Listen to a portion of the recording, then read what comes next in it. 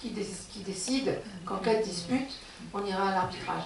La particularité de cette clause compromissoire en droit international, et c'est la règle dans tous les pays du monde qui pratiquent l'arbitrage international, la règle c'est que même si le contrat est nul, la clause compromissoire survit. Voilà.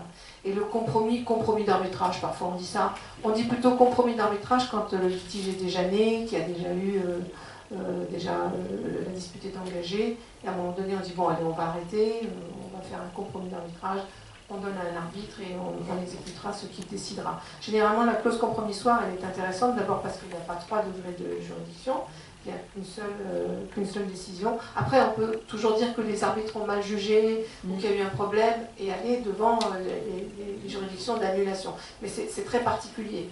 Donc, il n'y a pas plusieurs degrés de juridiction, donc normalement ça va plus vite et on renonce au recours. Et en plus, généralement, dans la clause compromissoire, toutes les parties acceptent de respecter la sentence.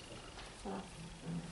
Et dans le cadre des pollueurs-payeurs, pourquoi la dimension d'intervention de l'OADA ne serait-elle pas possible? Le fait est que le principe pollueur-payeur, c'est un principe de droit international de l'environnement et qu'on n'est pas en droit des affaires. Alors, c'est complètement différent. Et quand bien même c'est un principe de droit international de l'environnement, qui a une juridicité qui se limite à la volonté des États, la façon dont l'État veut l'appliquer. Donc ça existe au droit international, ça existe au niveau européen, et ça doit exister au niveau des États, mais là on se heurte à ce qu'on appelle la nation